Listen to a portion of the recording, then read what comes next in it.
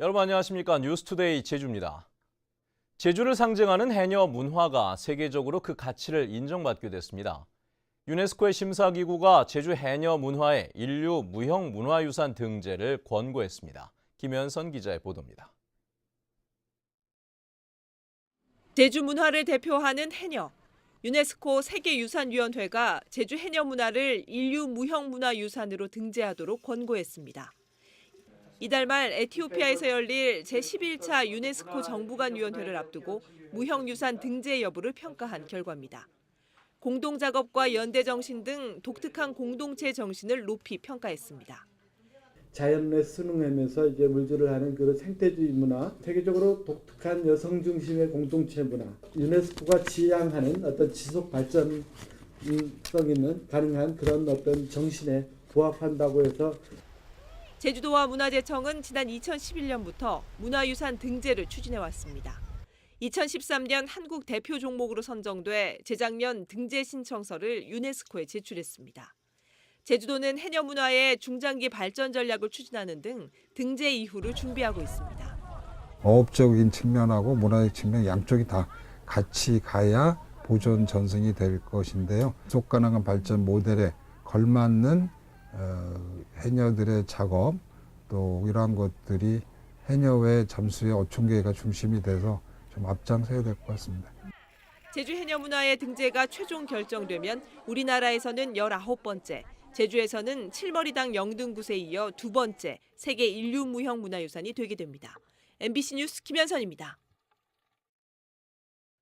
제주 서부 지역의 지하수 신규 허가가 제한될 것으로 보입니다.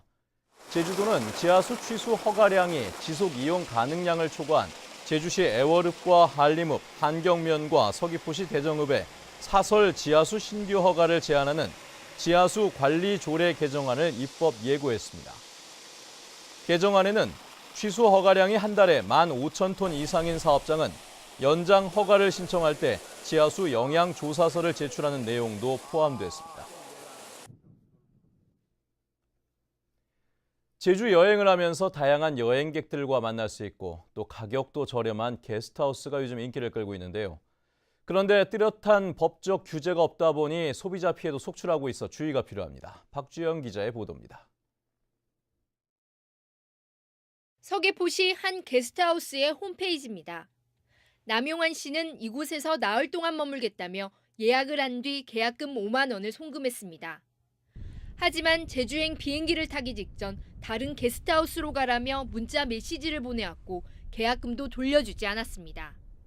기존에 이제 홈페이지에서 봤던 곳이랑 다르니까 좀 많이 당황스러웠죠. 또 취소 환불을 요청을 했는데도 그러면은 그 환불에 대한 다른 사람들이 예약을 못한 수수료를 더 오히려 더 내라고. 남 씨처럼 지난 2012년부터 올해 8월까지 도내 게스트하우스를 이용하다 피해 구제를 요청한 상담 건수는 모두 581건. 상담 내용을 보면 계약금 환급 거부와 지연이 38%로 가장 많았고 과다한 위약금 청구가 25%를 차지했습니다. 문제는 최근 3년 만에 게스트하우스 피해 구제 상담이 8배나 급증했다는 겁니다.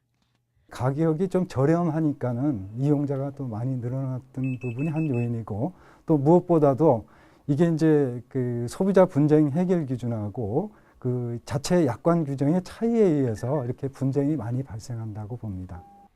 한국소비자원은 피해를 예방하려면 예약하기 전에 환급 조건을 꼼꼼히 살펴보고 계약서를 꼭 챙겨둬야 한다고 당부했습니다.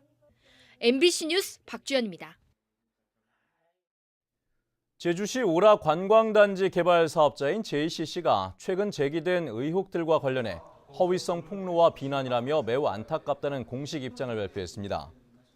JCC는 보도 자료를 통해 인허가 절차 과정에서 행정당국의 어떠한 특혜도 기대한 바 없다며 삼성과 신세계 등 국내 최고 기업들이 사업에 참여하는 것은 자본의 성격과 기업의 역량을 믿기 때문이라고 주장했습니다. 기온이 뚝 떨어지면서 한라산에도 첫눈이 내렸습니다. 나무마다 설이 꽂힌 상고대가 피면서 은빛 장관을 연출했습니다. 김항섭 기자가 다녀왔습니다. 산마루를 가리고 있던 안개가 걷히자 아름다운 은빛 세상이 펼쳐집니다. 마치 눈이라도 내린 듯 서리꽃이 활짝 핀 구상나무는 크리스마스 트리처럼 변해버렸습니다. 대기 중에 미세한 물방울이 차가워진 나무에 얼어붙어 생기는 한라산의 명물 상고대입니다. 눈꽃도 많이 피고 너무 보기가 아름답습니다. 너무 좋아요.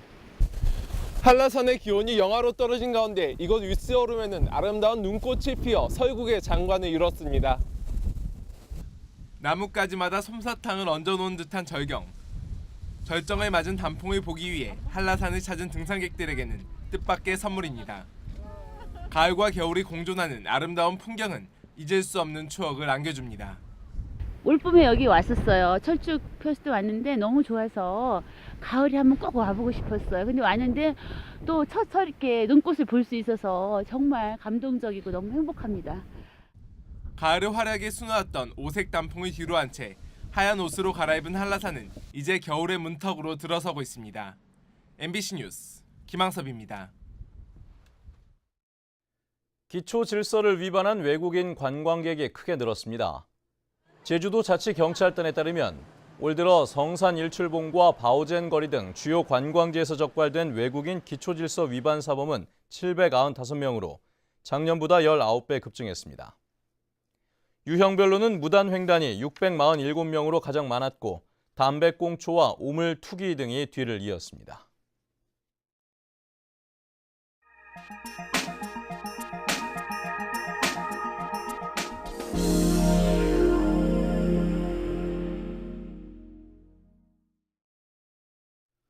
지진으로 인해 경주 관광 산업이 침체된 가운데 지역 초등학생들이 문화재 해설사로 나섰습니다.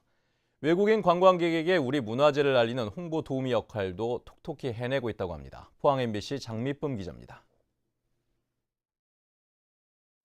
가을 단풍이 시작된 경주 대릉원. 어린 학생들이 외국인 관광객과 함께 문화재를 둘러보며 대릉원 천마총에 대해 설명합니다. 능숙한 말투로 이야기를 이어가는 모습이 전문 해설사 못지않습니다.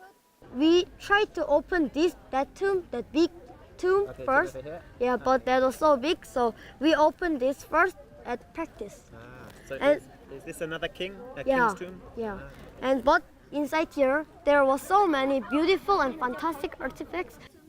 경주 교육지원청에서 운영하는 학생 해설사들로 초등학생과 중학생 10여 명이 올해 초부터 5차례에 걸쳐 집중 교육을 받았습니다. 경주 세계문화유산 학생 해설사 제도는 아이들이 문화유산에 대해 자긍심을 느끼고 외국어 능력도 향상시키기 위해 지난 2011년부터 시작됐습니다. 하지만 실제로 안내소를 차리고 외국인 관광객들과 직접 만나는 체험활동에 나선 건 이번이 처음입니다.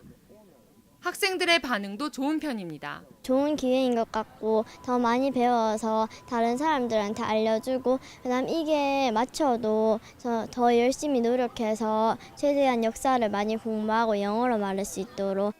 교육청은 앞으로 교육 프로그램을 강화하고 지역 민간단체와 협력해 학생들의 체험 기회를 대폭 늘리기로 했습니다. 문화유산을 가꾸고 그다음 자부심을 가진 학생들을 많이 양성할 수 있도록 물심양면 노력하도록 하겠습니다. 지진으로 경주 관광산업이 침체된 가운데 지역 문화유산을 알리는 꼬마 해설사들의 활약에 기대가 모아지고 있습니다. MBC 뉴스 장미쁨입니다.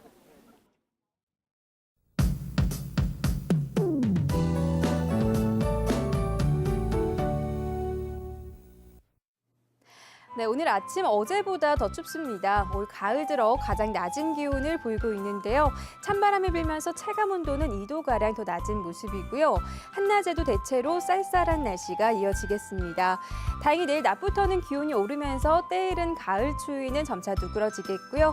하늘은 대체로 맑은 가운데 바깥 활동하기 무난하겠습니다.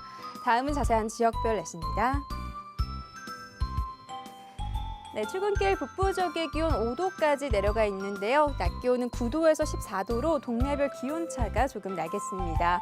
서부 지역은 예년 이맘때보다 2도에서 4도가량 낮은 기온을 보이겠습니다. 네, 현재 남부 지역의 기온 모두 10도를 밑돌고 있는데요. 낮 기온은 지금보다 6도가량 오르면서 활동하기 한결 수월하겠습니다. 네, 오늘 아침 동부 지역의 기온 8도로 어제보다 3도가량 낮게 출발하고 있습니다. 오늘도 한라산에는 기온이 내려가면서 서리가 내리고 얼음이 오는 곳이 있겠으니까요. 산행시 안전사고에 유의하셔야겠습니다. 삼적 대체로 구름 많은 가운데 평년 기온을 4도가량 밑돌겠고요. 물결은 남쪽 먼바다를 중심으로 약간 높게 일겠습니다. 네, 현재 대부분 공항 맑은 하늘을 드러내고 있습니다. 네, 내일 낮부터는 추위가 누그러지면서 이번 주말에는 평년 기온을 회복할 것으로 전망됩니다. 날씨였습니다. 허영호 전 LG 이노텍 사장이 제주 테크노파크 3대 원장으로 임명됐습니다. 신임 허영호 원장은 올해 65살로 오현고와 서울대를 졸업한 뒤 LG전자 TV 공장장과 LG마이크론 대표이사 등을 지냈고 현재 서울 제주도민회 자문위원을 맡고 있습니다. 허 원장의 임기는 3년입니다. 오늘 새벽 3시쯤 제주시 동쪽 32km 지점에서 규모 2.4의 지진이 발생했습니다. 기상청은 이번 지진으로 별다른 피해는 없는 것으로 파악되고 있다며 제주도 내륙에서 지진이 발생한 것은 지난 2014년 4월 제주시 동쪽 34km 지점에서 규모 2.4의 지진이 발생한 이후 처음이라고 밝혔습니다.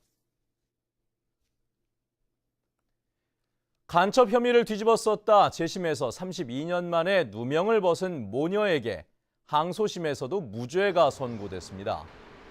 광주고등법원 제주부 마용주 판사는 국가보안법 위반죄로 징역 7년을 선고받은 55살 김모 씨와 어머니 고 황모 씨의 재심 청구 사건 항소심에서 무죄를 선고했습니다. 이들은 지난 1984년 일본에서 돈을 벌다 제주로 귀국한 뒤 조총련의 사주를 받고 침투한 혐의로 국가안전기획부에 체포돼 유죄 판결을 받았었습니다. 제주지방법원 서현석 판사는 모 법무법인이 5억 원대 수임료를 지급하라며 제주국제대학교를 운영하는 동원교육학원을 상대로 제기한 소송에서 원고 승소 판결을 내렸습니다. 서 판사는 국제대가 성공보수액이 과다하다고 주장하지만 이를 뒷받침할 자료가 없고 계약서에는 사건마다 성공보수액과 산정 방법이 명시돼 있다며 이같이 판결했습니다. 제주 4.3 사업의 국비 예산이 국회 심의 과정에서 늘어났습니다. 더불어민주당 강창일 의원은 어제 국회 안전행정위원회 전체 회의에서 제주 4.3 관련 예산 20억 원이 증액 반영됐다고 밝혔습니다. 사업별로는 발굴된 4.3 희생자 유해의 유가족을 찾기 위한 유전자 검사비 10억 원과 4.3 평화재단 출연금 10억 원 등입니다.